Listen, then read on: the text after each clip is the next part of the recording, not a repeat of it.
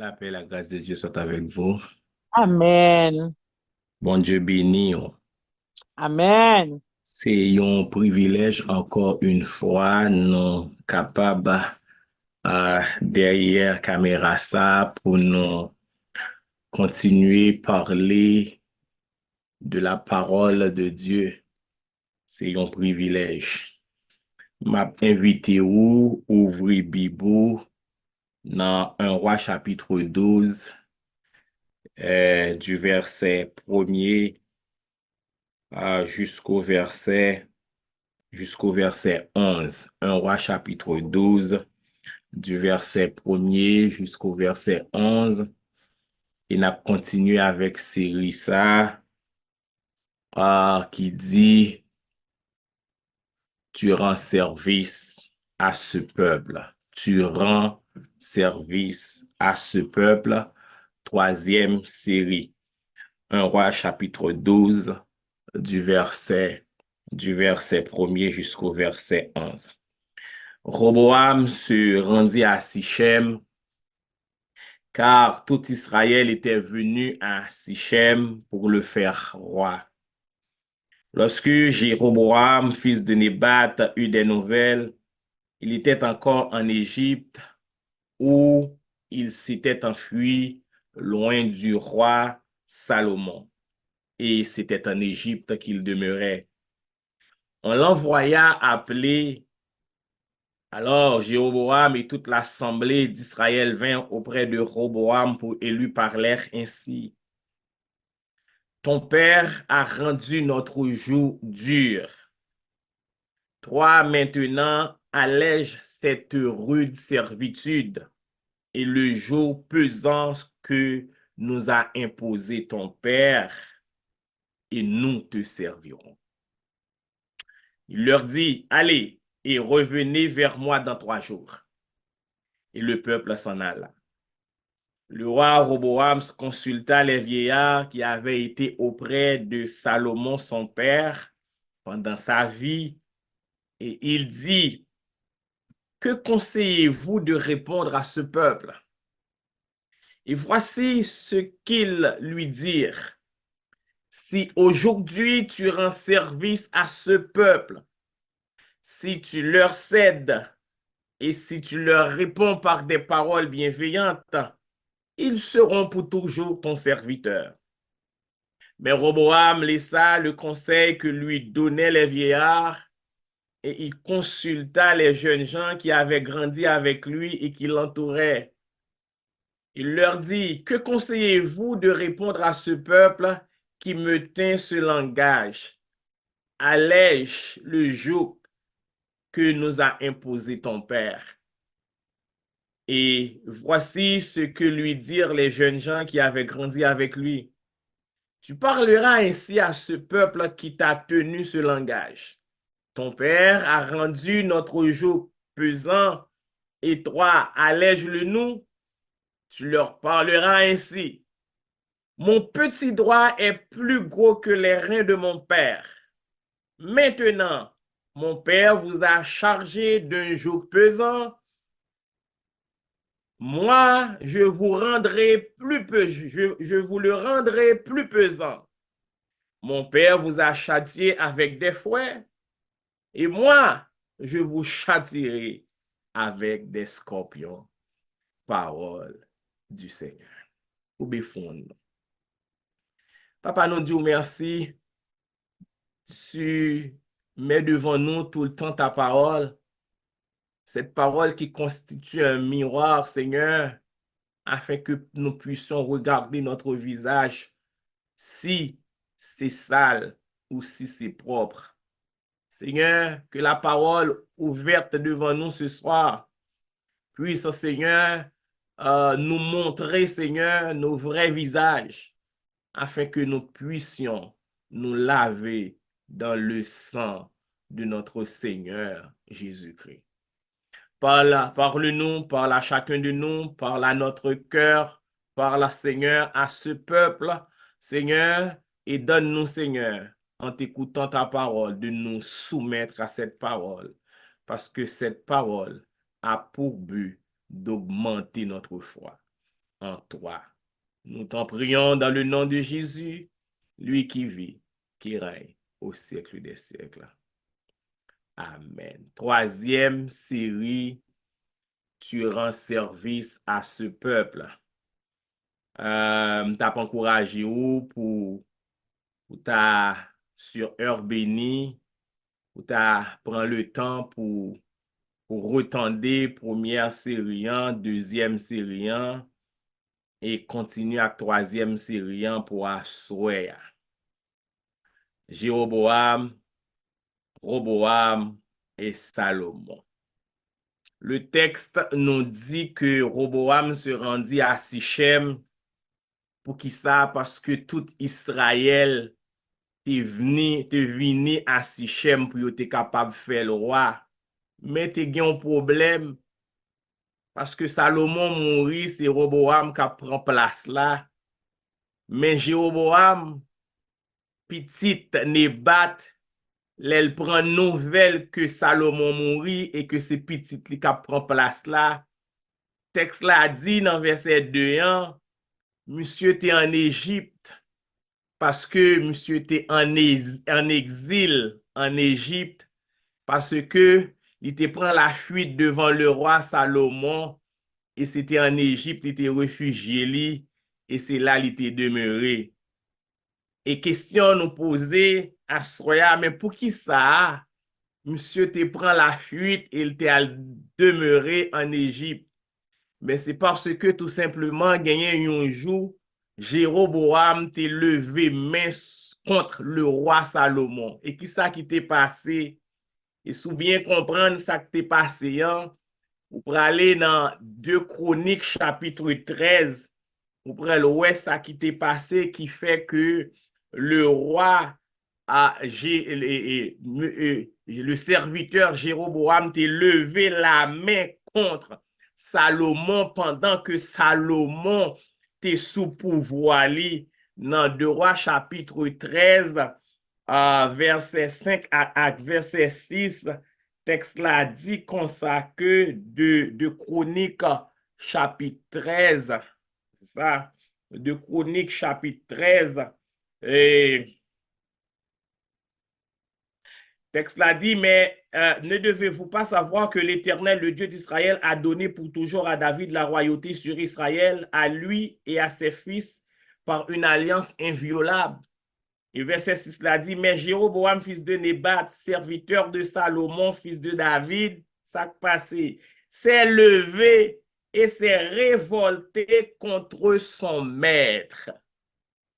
Et monsieur t'est levé contre Salomon pour qui ça? Parce que gon bagay qui t'est passé. Et ça qui t'est passé, la parole de Dieu dit, Abijah, qui était prophète à l'époque, il était parlé à Jéroboam et à tout Israël. Et il t'a dit, vous ne devez pas savoir que l'Éternel, le roi, l'Éternel Dieu, le Dieu d'Israël a donné pour toujours à David la royauté sur Israël. Et c'est ça, nous saute pour vous. Mais question à poser, mais c'est pour qui ça? Jéroboam t'est levé ou bien t'es révolté contre Salomon? Eh bien, 1 Roi chapitre 11, nous sommes dans 1 Roi chapitre 12, on va reculer dans 1 Roi chapitre 11 à partir du verset 29. Texte là dit comme ça que Jéroboam était un homme fort et vaillant et Salomon, ayant vu ce jeune homme à l'œuvre, lui donna la surveillance sur tous les gens de corvée de la maison de Joseph. Donc, c'est Salomon qui t'a embauché, monsieur. Et c'est Salomon qui t'a bat Jéroboam, job, l'eloué, vigueur, nomme ça. L'elioué, force, nomme ça. Vaillance, nomme ça. Et texte a dit dans verset 29, là, dans ce temps-là, Jéroboam étant sorti de Jérusalem, fut rencontré en chemin le prophète Achija de Silo, revêtu d'un manteau neuf, et ils étaient tous deux dans les champs. Et le prophète Achija saisit le manteau neuf qu'il avait sur lui, le déchira en 12 morceaux et dit à Jéroboam, prends pour toi 10 morceaux, car ainsi parle l'Éternel, le Dieu d'Israël, je vais arracher le royaume de la main de Salomon et je te donnerai 10 tribus. Donc, c'est là, je me suis rencontré prophète là, et prophète là dit, eh ben, il te gon manteau sous l'île déchiré, et puis il bal 10 morceaux. Il dit, d'après parole l'Éternel, la déchiré royaume nan main Salomon et la baou 10 morceaux. Et il te dit, il prend 10 morceaux parce que l'Éternel a fait ça comme ça. Et pour qui ça l'Éternel t'a décidé de déchirer le royaume nan main Salomon? Mais c'est parce que d'après la parole de l'Éternel, c'était des gens qui ont abandonné l'Éternel. Salomon t'a abandonné l'Éternel et elle t'a abandonné l'Éternel. Il était allé prosterner devant Astarté, il était prosterné devant Kémosh, il était prosterné devant Milcom. Faut Dieu que bon Dieu te défende à Israël pour mettre à genoux devant eux.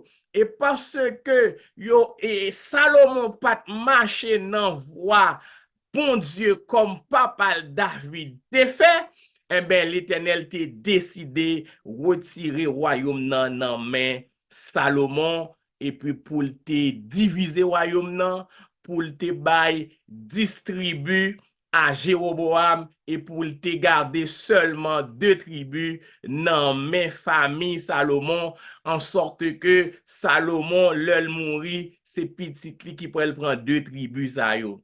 Eh bien, la parole de Dieu dit, je n'ôterai pas de la main de Salomon tout le royaume, car je le maintiendrai prince tout le temps de sa vie à cause de David, mon serviteur. Attendez bien, oui. L'Éternel dit, il pas déchirer, il pas déchirer, il pas ça dit pour le faire, il pas faire dans période Salomon à vivre. Et pour qui raison il pas faire dans période Salomon à vivre, là quand le Salomon mourit pour le faire ça, c'est à cause de David, serviteur de l'Éternel. Mais ça me vient dire, même lorsqu'on mourit, ou rete serviteur bon Dieu, si ou te marché droit devant bon Dieu. Mais j'ôterai le royaume de la main de son fils et je t'en donnerai 10 tribus. C'est ça l'Éternel te dit, Jéroboam. M'a humilié par là la maison de David. Mais t'es gagné, l'Éternel dit l'a humilié maison David, mais il met ton bémol. Et bémol là, il dit, mais ce ne sera pas pour toujours. Voilà pourquoi Jéroboam s'est révolté contre Salomon. C'est parce que j'ai l'impression que Jéroboam te voulait précipiter les choses par ambition de pouvoir. Ou songez le David, l'Éternel voyait Nathan kay David, il voyait prophète là kay David, kay Isaïe, pour Isaïe capable à un roi dans la maison d'Isaïe. Et mais l'Éternel fit David. David avait environ 15 à 17 ans. Mais David, ok, pas prend royaume non à 17 ans. David te doit attendre environ 15 ans encore avant de devenu roi, avant que te prend trône.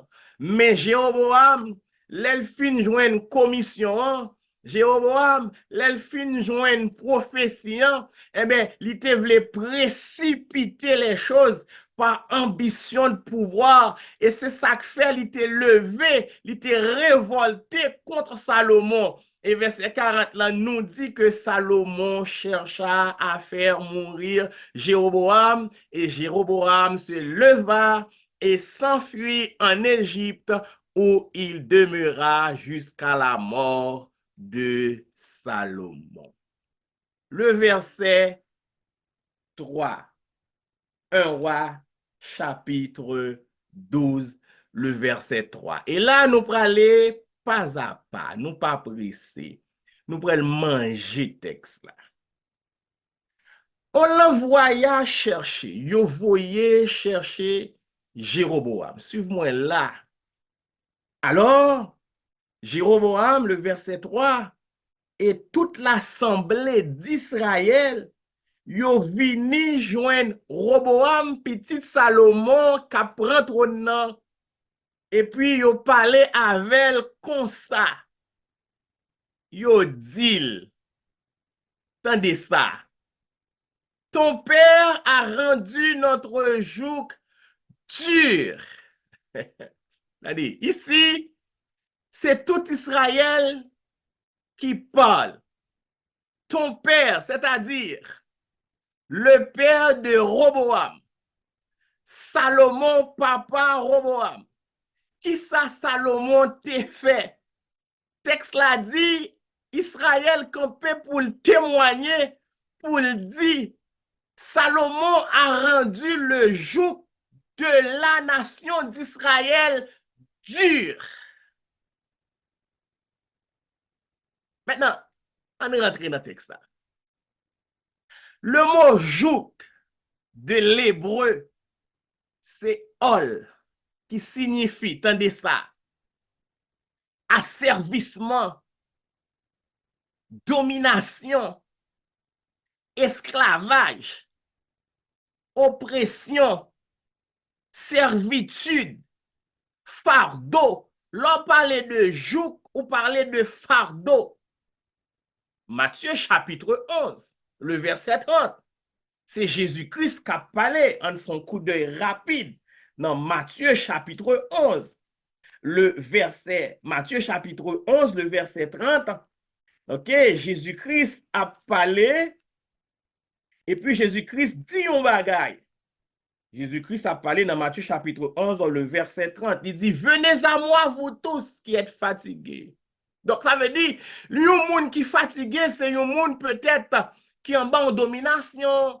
Un esclave généralement toujours fatigué parce que il travaille dur. Un monde qui a subi oppression, un monde qui est en servitude, un monde qui a porté un fardeau, c'est un monde qui est souvent fatigué. Eh bien, ça c'est dans forme, tu capable de dire physique là, mais dans niveau mental tout, monde qu'on fatigué, logon loi trop pour li constitue un fardeau pour et mais li ka fatigué et bien c'est ça que fait Jésus-Christ est campé et pour te dire avec juif yo, venez à moi vous tous qui êtes fatigués et chargés et je vous donnerai du repos. Et dans verset 29 là, il dit prenez mon joug sur vous. Joug signifie fardeau. Il dit, mais fado pas maintenant. Avec fado, moun yo impose nous, c'est pas même bagay. Parce que prêtre yo impose nous fado, nous pas capoter. Parce que, souverain sacrificateur yo, lévite yo impose nous yon charge qui trop pour nous. Mais moi-même, charge pas maintenant, li pas trop pour nous, son charge que nous capoter. Il dit, prenez mon joug sur vous. Recevez mes instructions car je suis doux et humble de cœur, et vous trouverez du repos pour vos âmes. Et puis il dit, car mon joug est doux et mon fardeau est léger. Donc, yon joug son fardeau que lié, joug ça, que Salomon t'a imposé à peuple Israël là, c'est un fardeau que t'a imposé à la nation d'Israël. Attendez ça. De la même façon que Pharaon avait imposé son joug à la nation d'Israël, mais de la même façon, Salomon lui aussi a imposé son joug au peuple d'Israël à son époque. Ce n'était pas n'importe quel joug. Le texte dit, en tournant dans le texte là, ton père a rendu notre joug dur. Maintenant, attendez ça, attendez demande là. Allège cette rude, aïe aïe aïe, servitude. Allège cette rude servitude. Donc avec Salomon, attendez ça, Le peuple Israël était dans l'esclavage, ce que tu n'aurais jamais pu imaginer. Ça pour prendre. Avec le roi Salomon, le roi le plus riche de la terre, le roi qui a toute la connaissance, le roi qui a vu le Seigneur dans sa vision, eh bien, ce roi qui soi-disant avait un règne de paix, eh bien, d'après Texas, eh bien, il fait comprendre que roi ça, que tu les Salomon, il te réduit Israël dans un esclavage. Et ce n'était pas n'importe quel esclavage. Texte l'a dit, une rude servitude. Pourquoi ça veut dire une rude servitude, là, prend thème hébreu qui traduit rude, ça veut dire terrible. C'était une servitude terrible. C'était une servitude sévère. C'était une servitude cruelle. Ce que Salomon faisait vivre à la nation d'Israël n'était pas différent de ce que Pharaon faisait vivre au peuple d'Israël. Michel Koto joint ça en allant Exode chapitre 1er. Exode chapitre 1er. Pour nous quitter texte, vous parlez. Exode chapitre 1er. OK? À partir du verset 8 jusqu'au verset 13. Tendez sa texte là, dit là. Suivez-moi avec un pile attention. Il se leva sur l'Égypte un nouveau roi qui n'avait point connu Joseph. Et il dit à son peuple, voilà les enfants d'Israël qui forment un peuple plus nombreux et plus puissant que nous. Allons, montrons-nous habiles à son égard. Empêchons qu'il ne s'accroisse et que s'il survient une guerre, il ne se joigne à nos ennemis pour nous combattre et sortir du pays d'Égypte. Verset 11.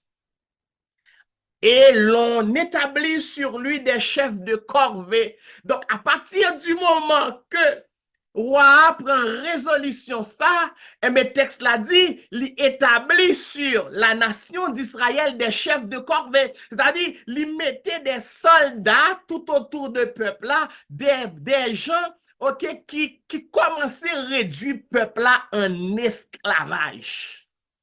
Ils ont établi sur lui des chefs de corvée. Qui ça y a fait? Afin de l'accabler. Accabler comment? Accabler de travaux pénibles.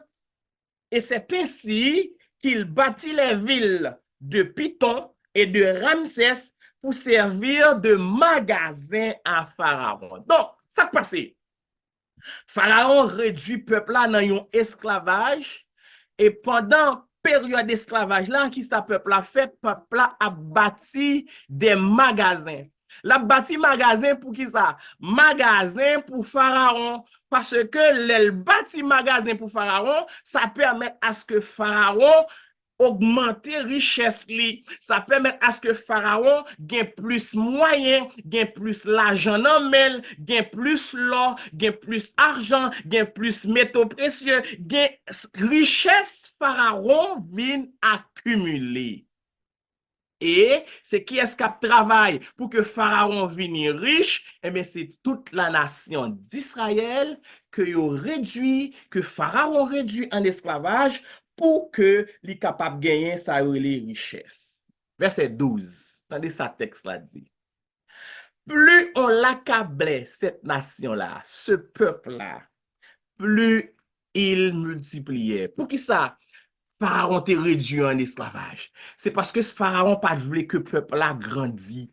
Il pas voulu que le peuple a multiplié. En sorte que si un ennemi vient attaquer lui, OK, pour le peuple a pas bail d'eau ou bien pas bail d'eau à Égypte et puis bail ennemi yo, mettez ensemble à ennemi yo pour attaquer Égypte. Mais la parole de Dieu dit, au fur et à mesure qu'il a réduit l'esclavage, c'est au fur et à mesure que le peuple a grandi, le peuple a accroître. Et, texte l'a dit, et l'ont pris en adversion les enfants d'Israël. Verset 13. Tendez ça texte là dit là, mais verset qui intéresse nous. Alors, les Égyptiens réduisirent les enfants d'Israël à une dure servitude. Ça pas différent de ça Salomon fait dans 1 roi chapitre 12 là. Tourner dans 1 roi chapitre 12 là. Pour ouais, ça pas différent de ça Salomon t'a fait peuple là passer. 1 roi chapitre 12, texte là dit, ton père a rendu notre joug dur. Toi maintenant, allège cette rude servitude. Donc les Égyptiens, ils ont réduit Israël en esclavage à une rude servitude. Donc Salomon, pas différent de Pharaon à l'égard du peuple d'Israël. Salomon, pas différent du tout de ça.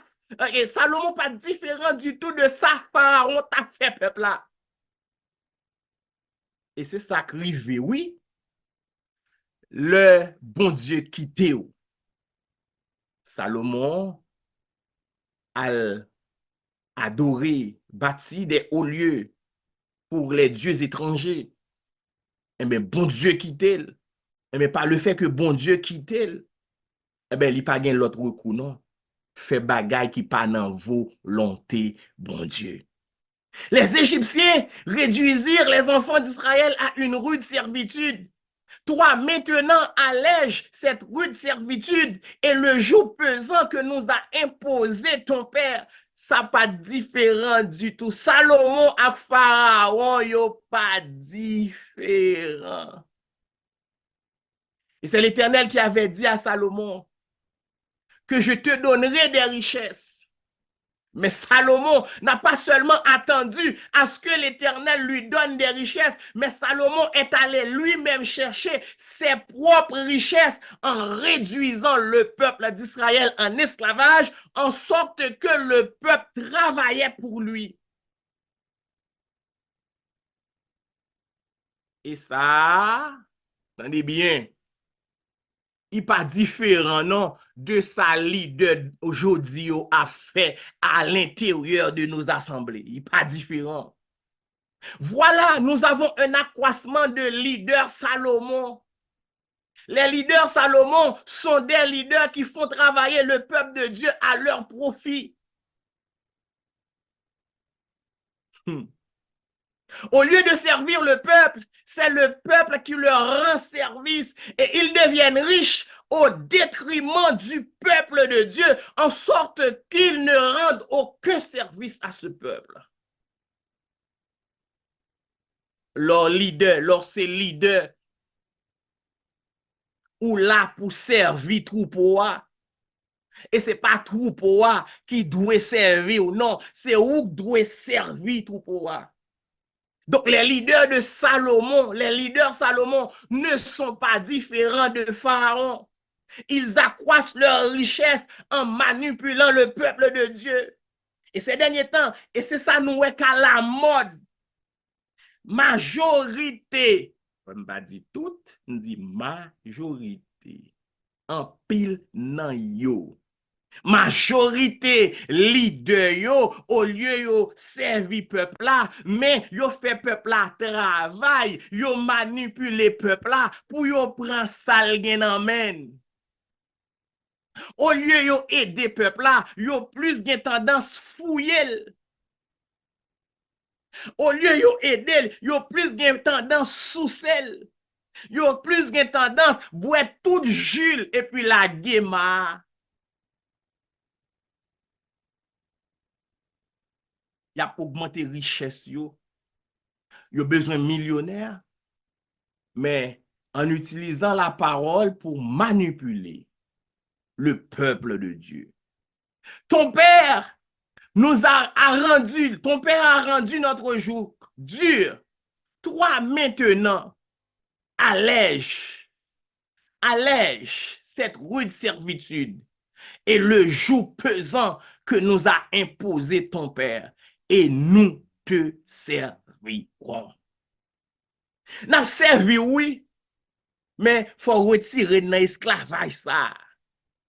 N'a servi, oui, mais faut qu'on suspende, faut qu'on suspende vive manipulation ça. N'a servi, nous d'accord pour nous servir, nous prêts pour nous servir, mais suspend dépouiller nous. Suspend faire notre travail pour nous plein poche ou. N'a servi, nous prêts pour nous servir, mais suspend vider poche nous. C'est comme si c'est ça, oui. La nation d'Israël a dit Roboam, on est prêt à te servir, mais allège-nous cette rude servitude. Mais ça me vient dire, mais ça me vient dire à soya, que ce soit leader, que ce soit serviteur ou servante de Dieu, tu es là pour rendre service. Et si tu veux que l'assemblée ou le peuple te serve, suspend volel. S'ouvre les peuples à servir, suspend manipuler. S'ouvre les peuples à servir, suspend bal menti. Songez que c'est où doit servir peuple là en tant que leader. C'est où doit accompagner peuple là en tant que pasteur. Le pasteur, c'est celui qui perd son troupeau. C'est celui qui prend soin de ses brebis. Et ça fait Jésus-Christ pour le présenter comme étant le bon berger. Le bon berger, que fait le bon berger? Le bon berger donne sa vie pour ses brebis. Donc, si Salomon était le roi d'Israël de l'époque, donc Salomon était constitué le berger de la nation d'Israël. Et en tant que berger de la nation d'Israël, devait prendre soin du peuple, devait prendre soin de la nation, mais pas manipuler, pas rendre un peuple en esclavage, faire le travail pour capable riche. Si vous c'est roi, eh bien, ou c'est roi pour take care, ou c'est roi pour prendre soin, pour mener peuple là, pour bailler peuple là manger, pour bailler peuple là éducation, pour bailler peuple là possibilité, pour le bon côté pour le dormir, non pas pour réduire en esclavage au profit de tes intérêts. Salomon était un leader pharaonique. Et Mabdou, Assoya, ne soyez pas des leaders pharaons. Le peuple travaille pour les leaders pharaons en leur construisant, en leur construisant des magasins pour faire accroître leur richesse. Même vin dit à Assoya, ne soyez pas des leaders pharaoniques. Un roi chapitre 12, le verset 11, tendez ça. Verset 11 là. Tendez ça, verset 11 là, dit. Écoutez ce que dit Roboam au peuple en réponse. L'elle rive pour le bail réponse là. Parce que l'elle consulter vieillard yo. Vieillard yo parlait avec elle comme ça. Le Roboam, le verset 6, le texte dit, le roi Roboam consulta les vieillards qui avaient été auprès de Salomon, son père. Ça veut dire, mon génération Salomon, yo, les Roboam al consulté, yo, mais réponse, et vieillard, yo, bay Roboam, yo dit, voici ce qu'il leur dit, ce qu'il lui dit, si aujourd'hui tu rends service à ce peuple, si tu leur cèdes, si tu leur réponds par des paroles bienveillantes, ils seront toujours tes serviteurs. Mais au lieu que Roboam prend conseil ancien yo, elle a les côtés petits jeunes, même génération ensemble avec lui yo, et puis il m'a dit qui ça pour me répondre peuple là. Et maintenant bien qu'il réponse jeune yo bail. Dans verset 10 là, il dit voici ce que lui dirent les jeunes gens qui avaient grandi avec lui. Tu parleras ainsi à ce peuple qui m'a tenu ce langage, qui t'a tenu ce langage. ton père a rendu notre joug pesant, et toi allège-le nous. Tu leur parleras ainsi. Mon petit droit est plus gros que les reins de mon père. Ça voulait dire. On peut expliquer ça voulait dire. L'on dit petit droit, c'est synonyme de faiblesse. Et l'on parlait de rein, c'est symbole de la force. Ma propre. Petit doigt, c'est symbole de faiblesse. Rein, c'est le symbole de la force. Faut te joindre ça, frère Michelet. Job chapitre 40, le verset 11. Job chapitre 40, le verset 11. Tendez sa texte là dit dans Job chapitre 40, le verset 11. Le voici, sa force est dans ses reins. Il mange de l'herbe comme le bœuf, mais sa force est dans ses... Donc, quand on parle de reins, on voit la force. Quand on parle de petit doigt, on voit la faiblesse. Donc, qui ça, monsieur? Qui conseille monsieur Tevle Bay à Roboam? Léo dit, mon petit doigt est plus gros que les reins de mon père. Ça veut dire, ma faiblesse est plus forte. Ma faiblesse, ça veut dire, ma faiblesse est plus forte que la force de mon père. Donc, c'est pour montrer que Roboam était encore plus dur que Salomon. Donc, si Salomon te fait 1, 2, mais Roboam pourrait le faire 3, 4. Ça veut dire qu'il a réduit le peuple là jusqu'à ce que le finave. Et dans verset 11, non, il dit, maintenant, mon père vous a châtié vous a chargé d'un joug pesant, mais moi, je vous le rendrai plus pesant. Il dit, mon père vous a châtié avec des fouets, mais moi, je vous châtierai avec des scorpions. Ça veut dire. Le thème châtier ici est employé, le thème châtier qui est employé ici n'a aucun rapport au châtiment qu'un père donne à son enfant pour le corriger. Non. Le terme châtier ici est synonyme de contrainte en vue d'exécuter une charge, un travail. Écoutez ce que la vraie version, la version Semeur nous dit. Mon père vous a imposé un pesant joug, eh bien moi je le rendrai encore plus pesant. Mon père vous a fait marcher avec des coups de fouet, moi je vous ferai marcher à coups de lanière cloutée. Ça veut dire, papa m'a fait nous marcher à coups de bâton, mais moi-même, m'a fait nous marcher avec des instruments de torture, m'a torturé nous. Faire marcher à coups de fouet, c'est contraindre le peuple à faire quelque chose en dehors de sa volonté. Donc, on peut comprendre que Salomon, l'elle te souverain, l'elle prend peuple là, il fait peuple là, fait bagaille qui pas dans propre volonté.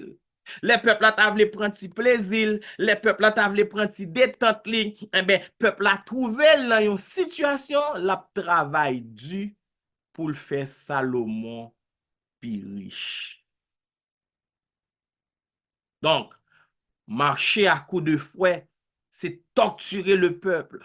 Roboam, fils de Salomon, par ses expressions, déclare non seulement ses exigences seront plus grandes que celles de son père, mais encore sa répression sera plus sévère pour les récalcitrants. Donc, vous comprenez que le roi Salomon était non seulement très exigeant à l'égard du peuple d'Israël, mais aussi il lui faisait des répressions comme le roi Pharaon après la mort de Joseph. Roboam faisait preuve d'un état d'esprit despotique totalement contraire à la royauté conforme à l'alliance davidique. Les bons dieux relais David pour le diriger peuple là et lui mettait David dans tête peuple là, bon Dieu pas mettait David dans tête peuple là pour le martyriser peuple là, bon Dieu pas mettait David dans tête peuple là pour le rendre peuple là en esclavage, mais bon Dieu mettait David dans tête peuple là pour le conduire peuple là selon la volonté de Dieu. Ce que Salomon a fait, le contraire de ce que la loi davidique demande, de ce que l'Éternel a demandé à David, Salomon a fait le contraire. Dieu n'est jamais, tandis ça, en accord avec les gouvernements despotiques. Les gouvernements qui réduisent leur peuple en esclavage à leur profit, encore moins dans l'église. Bon Dieu, pas d'accord ça. Pour serviteurs qui soi-disant leaders, qui soi-disant pasteurs, qui soi-disant moun k'ap mène peuple là, joindre bon Dieu, et mais pour moun sa yo comporte yo comme des despotes. Bon Dieu, pas d'accord ça. Pour mener peuple là dans le sens où dominer, dans le sens que ou dépouiller, dans le sens que ou sorti pour prendre toute ça posséder pour richesse personnelle ou bon Dieu pas d'accord ça. Lorsque les leaders dans les assemblées agissent comme les gouvernements despotiques, Dieu prend les grandes décisions en vue de libérer son peuple. On va prendre ça. Lorsque les leaders dans les assemblées agissent comme les gouvernements despotiques, Dieu prend les grandes décisions en vue de libérer son peuple. Les leaders dans les assemblées sont placés pour rendre service au peuple de Dieu, non pour les dominer ni les tyranniser. Dieu veut que nos leaders ressemblent à Christ. Et tout leader pas semblé Christ, bon Dieu a vomi. Parce que Christ est le serviteur par excellence. Matthieu chapitre 20. On a dans Matthieu chapitre 20. Donc elle finit, oui. Matthieu chapitre 20. Attendez ça texte là dit là. Un très beau texte. Matthieu chapitre 20, à partir du verset 25. Très bel texte. Matthieu chapitre 20, à partir du verset 25. Jésus les appela et dit, vous savez que les chefs des nations les tyrannisent. Chef nation yo tyrannisé peuple là. Les chefs des nations tyrannisent les nations. Et que les grands les asservissent, les grands yo réduit nation yo en esclavage. Attendez ça, Jésus pour le dire disciples. Il n'en sera pas de même au milieu de vous. Pas de bagay ça dans mi-temps nous. Affaire pour leader à tyranniser assemblée, affaire pour leader à réduire assemblée en esclavage, affaire pour leader à mettre assemblée à nos conditions pour dépouiller li et puis pour prendre tout ça le gagner comme si yo même yo gen droit riche, affaire yo gen droit bon, mais peuple là a fait le gen droit pas bon. Il n'en sera pas de même au milieu de vous. Mais attendez ça le dit. Mais quiconque veut être grand parmi vous, qu'il soit votre serviteur. On est là pour servir, non pas pour tyranniser. Et verset 27 là dit, et quiconque veut être le premier parmi vous, qu'il soit votre esclave. Au lieu c'est moi que t'as dû réduire peuple là en esclavage, mais c'est moi que t'as dû mettre comme un esclave pour me servir nation, pour me servir peuple là, pour me servir assemblée. Eh bien, dans le royaume bon Dieu, moun qui grand, mais c'est servir.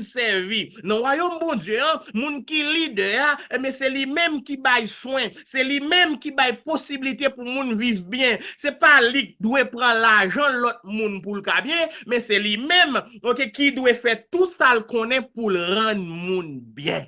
Tu rends service à ton peuple. Et verset 28 là dit comme ça. C'est ainsi que le Fils de l'homme est venu. Pourquoi? Non pour être servi, mais pour servir. Donc, on est là pour servir. Leader yo, nous là pour nous servir. Leader yo, nous là pour nous prendre soin. Nous là, ok, pour nous aider. Nous pas là pour nous casser pour être monde. Mais nous là, pour nous aider au sortir. Les on en difficulté, les situations pas bon, les c'est caillou yo pas qu'à payer, eh bien, faut que nous mettons nous ensemble pour nous organiser nous, pour nous aider au payer caillou. Les en difficulté, yo malade, yo pas qu'à exécuter une prescription, mais faut que nous mettons tête nous ensemble, eh bien, pour nous aider yo exécuter prescription. Mais c'est pas casser pour nous casser, mais yo. On est là pour servir.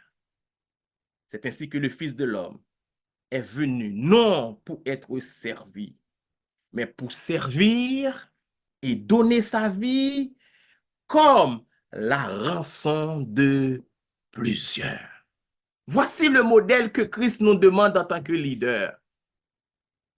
Voici le modèle que Christ nous demande en tant que président, en tant que premier ministre, en tant que sacrificateur, souverain, soi-disant souverain sacrificateur. Voici le modèle que le Seigneur Jésus nous demande. Salomon pas rempli fonction. Parce que dans l'égoïsme, parce que tout ça le fait pour lui, il prend toutes mesdames ça yo, c'est pour ses propres satisfactions. Et malgré que l'Éternel Dieu te dit que la bali richesse, mais là chercher augmenter richesse li dans une façon bon Dieu pas d'accord. Et tout le monde est cap courir derrière richesse sous quelle que soit forme non, forme manipuler monde, couper mes monde, dépouiller monde, bay monde menti, bluffer monde, utiliser soit la parole de Dieu pour faire l'argent sur yo. Eh bien, bon Dieu, m'vin di wa soya, bon Dieu, pas d'accord. Bon Dieu, pas d'accord. Parce que bon Dieu, mettez-nous pour nous servir nation. Bon Dieu, mettez-nous pour nous servir assemblée, pour nous servir peuple là, pour nous prendre soin yo, et non pas peuple là pour prendre soin. Et Christ bay tête li comme le modèle par excellence, le serviteur, le maître serviteur. La fini pour nous dire, conseil moi pour assoya. Ne soyez pas des leaders Salomon. Parce que le leadership de Salomon, c'est pas un bon modèle. C'est un modèle qui détruit. C'est un modèle qui fait peuple mal. C'est un modèle qui réduit peuple en esclavage. Le modèle de leader Salomon, c'est pas un bon modèle. Nous souvent entendons des nègres prêcher de Salomon, de la richesse de Salomon, mais Salomon n'a jamais été devant Dieu un bon modèle. Ne soyez pas non plus des leaders pharaons. Parce que Pharaon non plus, face à la nation d'Israël, il n'est pas un bon modèle. Il a réduit le peuple d'Israël en esclavage à son profit. Et c'est ça, moi-même avec vous comme leader, nous avons besoin d'éviter. Réduire peuple là, mettez peuple là dans une situation et puis pour nous profiter de lui. Bon Dieu, pas d'accord. Bon Dieu voulait à ce que moi-même avec vous, nous capables des serviteurs comme Jésus-Christ, le divin modèle, le parfait modèle, celui qui est venu non pour être servi, mais pour servir. Donc le leader, le vrai leader, le pasteur, le vrai pasteur, c'est celui qui est prêt à donner sa vie pour ses brebis. Ne soyez pas des leaders Salomon, ni des leaders pharaoniques, mais soyez des leaders comme modèle Jésus-Christ notre Seigneur. Que le Seigneur vous bénisse.